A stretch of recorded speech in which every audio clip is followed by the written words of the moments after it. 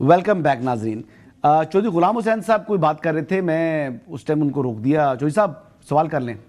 نہیں, میں یہ حیران ہوں, ابھی تک بھی مجھے یہ سمجھ نہیں لگ رہی کہ افغانستان نوئنگ فلی ویل پاکستان کی طاقت, پاکستان کی فوج, پاکستان کے یعنی پوری دنیا میں اسٹیبلش ہے یہ بات کہ اس کیپیبلٹی کو کہ اٹ از سیکنڈ ٹو نن.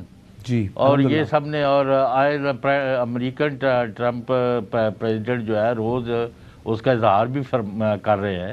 تو افغانستان کس وجہ سے یہ سارا کچھ کر رہا ہے؟ مجھے اس کا جواب میں دیتا ہوں. چودھری صاحب اس کا جواب میں آپ کو بتاتا ہوں کہ دیکھیں ان کے پاس پہلے جو ان کا پاسٹ ہے, سوویت سے وہ لڑے, وہ جنگ پاکستان کے سر پر جیت گئے اور وہ سمجھے کہ ہم نے بڑا جناب تیر چلا لی ہے.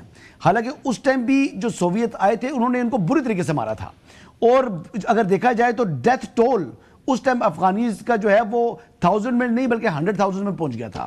لیکن بہرحال وہ جنگ بھی پاکستان کی وجہ سے وہ لڑے اور وہ جیتے. اس کے بعد جب امریکہ آیا تو تب بھی یہ وہاں سے بھاگ کر ادھر آ جاتے تھے.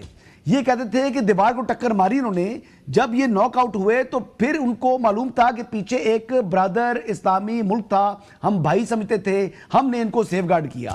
لیکن یہ سمجھ گئے کہ جو بڑا بھائی ہے یہ تو کوئی حیثیت نہیں رکھتا, ہم نے تو وہ بڑے بڑے چودھری ہیں وہ گرا دیے ہیں. تو پھر وہ بڑے بھائی کو انہوں نے سمجھا کہ وہ اس سے چھوٹا ہے, تو پھر بڑے بھائی نے ان کو اوقات یاد دلائی ہے, اور میرے خیال کے مطابق ابھی مزید اوقات ہم ان کو یاد دلائیں گے. جی احمد بھائی, آپ بھی رسپونڈ کرنا چاہ رہے تھے. میں چوہے صاحب سے وہی عرض کرتا کہ چوہے صاحب بات بالکل ٹھیک ہے کہ ان کو کیوں سمجھ میں یہ بات نہیں آ رہی. اس کی وجہ یہ ہے کہ پاکستان کی کیا کیپیبلٹی ہے, پاکستان کتنا نقصان ان کو کر سکتا ہے, پاکستان کی کیا اسٹرینتھ ہے, کیا طاقتیں ہیں. افغانستان کے اندر اگر کوئی انسٹیٹیوشنل فریم ورک, کوئی گورنمنٹل فریم ورک ہو تو یہ بات ان کو سمجھ میں آئے.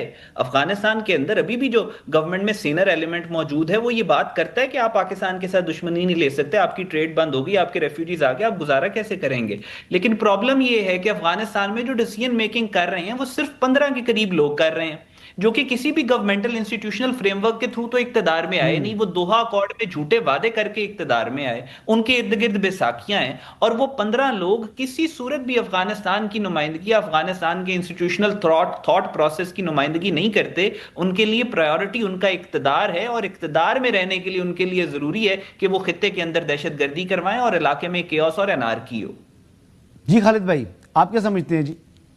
جی بالکل سمپل ہے. اگر میں چودھری صاحب کی بات مان لوں تو پھر انڈیا کو بھی نہیں آنا چاہیے تھا, اس کو بھی سمجھ جانا چاہیے تھا, اس کا